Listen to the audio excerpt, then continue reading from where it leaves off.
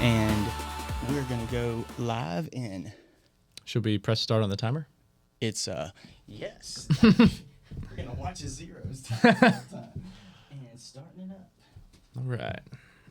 I'd say about 13 minutes we better be wrapped. Probably like 12. Well, we'll try to do 12. We'll see. Well, it's because he's already started it. All right, guys. And 3, 2, and 1, and welcome in to the Defender Podcast, guys. The last time we were sitting this close together in this close of quarters, we were in a van. That's right. And In a Pacifica. We were in a van for a long time. Long time. Very long time. But it was a fantastic ride, drive, initiative, campaign, whatever you want to call it. It was awesome. We had a great time visiting all 19 of our states in 19 days. Yes, that you heard that right. In 19 days, we went to 19 states. And it obviously took a lot out of us because we haven't had an episode since then. Yeah. True. We Sorry about stopped that, guys. defending for a little while there, but we're back. We're back and better than ever. Learned a lot, spent a lot of good times, had a lot of laughs, even had some tears, mostly from me because I'm a very emotional guy, but had an awesome time just seeing what Lifeline does all across our country. So let's get started and just talk a little bit about, number one, I want to know everyone's most fun moment of the trip. Like if you take one moment and say that was the most fun I had. Ford, getting home isn't one of them. Yeah. No. I don't know. We were talking about it before. One of the most iconic moments was definitely my Welcome to Nebraska scream out of the window. It was a scream for the ages. That for was sure. fun. I think the time in Wyoming on the ranch was just unreal. Well, that was actually in Colorado, but Colorado, that's what I meant. On the way to Wyoming. but it was on the way to Wyoming. Yep. So Yeah, and for those who don't know, we were able to go to one of our partners, and he has a 14,000-acre ranch, and he took us on the perimeter of that ranch and all through that ranch to see his 1,100 head of cattle. 100 head of cattle. How fast were we going? 1,100 steers. We were going 90 miles an hour down a red dirt road. That's what we were doing. Yeah, but we hit 118. Yes, we did. Yes, we did. So We hit numbers that our wives probably would not want to be in the car with us when we do that, or with our kids. But I'll tell you, it was fun. It was. And if you've ever seen an amazing truck, I don't know what that was. It was some kind of It's a Ram. It was a Ram. It was a Dodge Ram. One of 50. NSX or something. I don't know. Sweet. But it was amazing. So, Matt, thanks for that. That Yeah. was so much fun. You rarely get to ride through a ranch and have to slow down and watch some people and make sure, like, hey, guys, if these guys get out of their truck and start stealing cattle, y'all better grab a gun. And we were just kind of like, all right, man, we'll do that. So it was a good time. And he said at one point, if you look all directions, that's all mine. Yeah. So that was kind of cool. Yeah, it's crazy.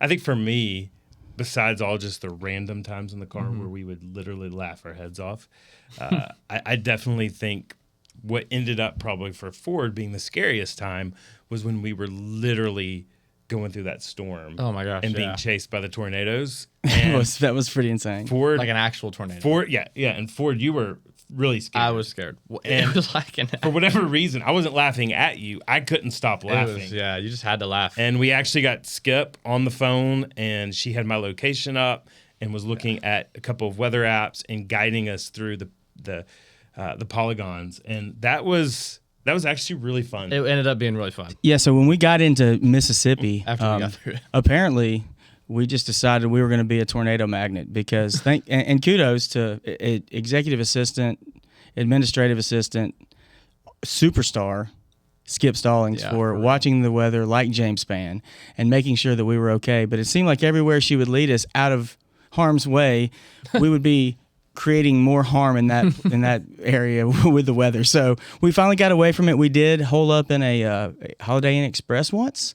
That was interesting, in the bathroom, and they were wondering why we kept coming in and going. But it was definitely unnerving for sure. For me, I mean, I would have to say, let me think. I thought about this a lot, and I think for me, the most fun moments were when I got to wear the world's best looking hat. This hat that we gave for 1919. That's a really good looking hat. It was one of my favorite designs of all time. We gave it away That's the Apparently, worst that's the looking only hat way. you've ever made. And Herbie loves it so much, Robert and so we should. Especially for all of you Braves fans out there, that was supposed to be a Braves collector edition. And of course, the Braves have a little bit of yellow threading on their tomahawk. Rob decided to go all out with the yellow. Look, I thought it looked great. I thought it was fantastic. And you know what? About 60% of the people that I asked agreed with me. That's right. Herbie was one of the Baseball, 40. That's really good. Herbie was one of the 40 that did not. That's a good point. Yeah, so I was betting about 600 on this hat, but yeah, but we had so many fun moments, so many characters that just if you're going to spend that much time with friends and guys and coworkers, it doesn't matter how long you're gone, you're going to have funny moments. But I mean, we had 19 days strung out of it, and we really did have times that I wish that we had time on here to discuss, but in our short podcast we won't get into it, but maybe we'll talk about some more of them later. We certainly learned a lot, and so a lot of those stories will come up at some other point. Yeah. But guys, let's just talk a little bit about it.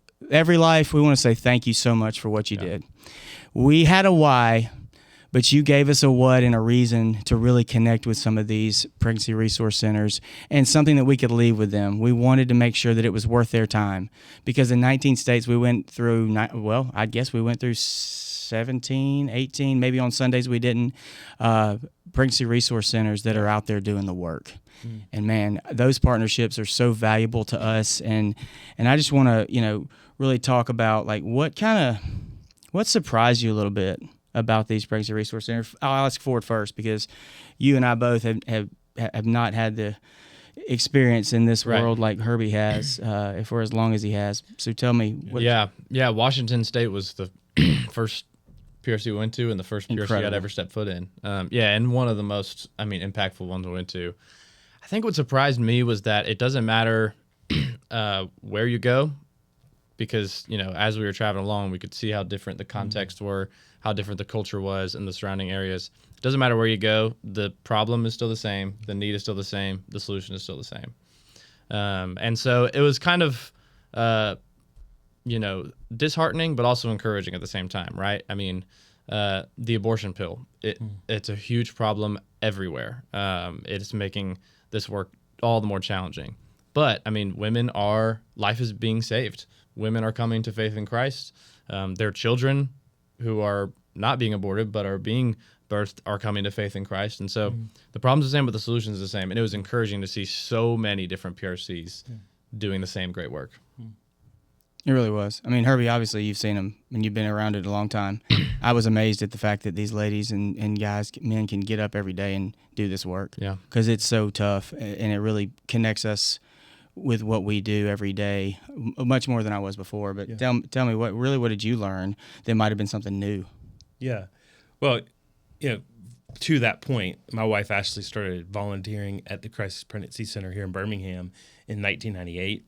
And later was the assistant director of the Pregnancy Test Center. And so certainly I've been in pregnancy centers for a long, long time, for almost 3 decades. And even on top of that, when I first started at Lifeline, one of the things that I would do is speak at a pregnancy test center retreat for directors. And now, even today, I'm a part of a huge conglomerate of national leaders in pregnancy test centers.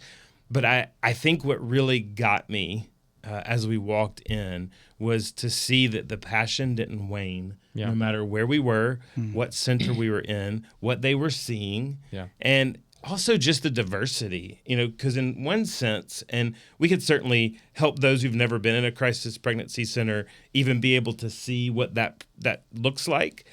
But we went into some that were medical units, and very antiseptic. Yeah.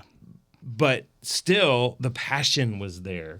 We went into others that literally looked like a page out of Southern Living or the Magnolia Journal. Yeah. And it was inviting and the hospitality was there, but the passion was still the same, which was to help women walking through unplanned, unexpected situations, vulnerable situations, be able to get a pregnancy test, be able to see their baby on an ultrasound, and ultimately to be able to wrap up in community, whether that was a medical community or hospitality community or just a caring, loving church community, and to show her that there really are other options for both her and her baby where they both can survive and live. Yeah, and I think what was cool is, I mean, look, a lot of the pregnancy resource centers you're going to go through, and you're going to go through the same process, and you're going to see the same things, and everybody kind of does a lot of the same process when a woman shows up. But I'll tell you what, one thing that you saw is that in every state it's a little bit different. There's nuances to every single state, and I think being in it, you really do see that difference. And what we got to do at every one of those was give them a pallet of diapers from EveryLife, which was incredible to see. It was neat to see when you think the narrative of diapers, of course they're going to be pro-life, but that's not always the case. But EveryLife is. And so, we had a great time meeting all the people in these resource centers. We also saw how Lifeline can better serve them. And I think that was really important, especially for me as a marketing guy. I'm going, man, there are ways we can serve them that I never even thought possible. And so that was cool, kind of an inside view of what's going on there. Real quick, I think one of the things, because 4D made the great point that his first center really was one of our. I mean, they set the standard very high. Yeah, they really did. But I think just to even tell like a couple of stories is as we were walking through that center. For instance, we show up and there's a young lady that's taking pictures. Of course, you were taking pictures and she's taking pictures, and they're taking us through what used to be their maternity home, which they're kind of redoing and reformatting. And then all of a sudden, this young lady that's taking pictures says, "Oh, by the way, I came to saving faith in Christ through this maternity home." Yeah. And realize this marketing director of theirs was a former client. Yeah. And we were like, talk about being connected to the cause. I mean, it was incredible. Yeah, and we were just blown away. Yeah. And then we go upstairs and we start realizing how many of their staff were former clients, not just volunteers, how many of their staff. And so not only were they passionate about it because of a conviction, they were truly passionate about it because this was their story that they were living out in what they did every day to help others that were walking through very similar situations. And it set the tone. Yeah, it did, and I think that's one thing we need. I always want to look back on and go, God really ordained the order of these states. Yeah, we might have AI'd it so it was the most efficient for us, but I think we saw 4,500 miles flown and 5,300 miles driven in this whole thing for us. But the one thing I will say is that the next state was always the right order. Yeah. Like it just felt like we were going progressively in the right order. And obviously to end at home, it felt great. But our last stop in Michigan. But while we were there, just a quick kind of overview. We went to the Hobby Lobby headquarters. We got to see the Billy Graham Library, where I didn't realize that we have a staff member who is such a celebrity there. Mr. Ford Reasons is he's got quite the name around the Billy Graham Library. So much so that the guy who was giving the tour was referring to Ford about every time we went in a different room. Did he talk about Ford or Billy Graham more? Well, I don't know. It was a toss up, I'd say. At Duck Commander, we got to talk to Miss Corey, and she just did such an awesome job of letting us kind of see everything. Bella. Bella gave us the tour, and just a lot of really cool memories that I will never forget.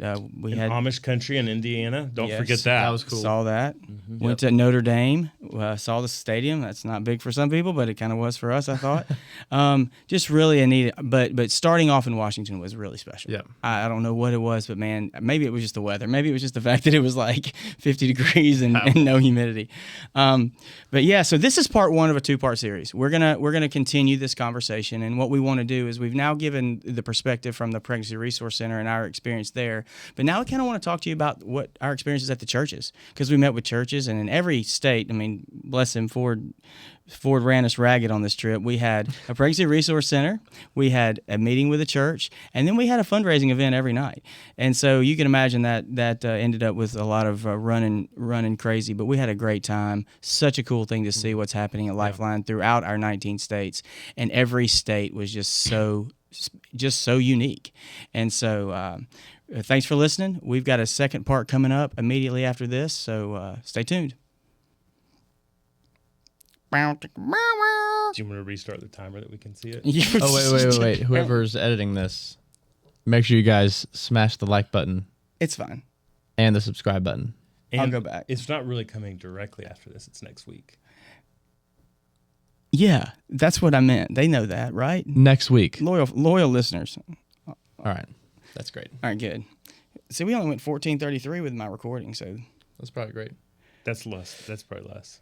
Yeah. So that's a good That was that's a on good the money. time. I wrapped it up a little fast. No, but I thought felt that was we No, I covered- thought it was great. It was perfect. All right, good. Yes.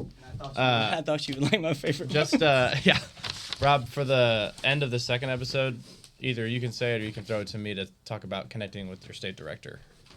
I thought that's as a call to action. Also on the on this one, do we want to have somebody like? Do we? I mean, just to be funny, do we want to bring it in with Toll Booth Terry? I'll just introduce him and say, hey, yeah, move on that. I'll do something. I'll figure out a way for it. Just to make it like funny. Yeah. The intro funny, a little funny. Or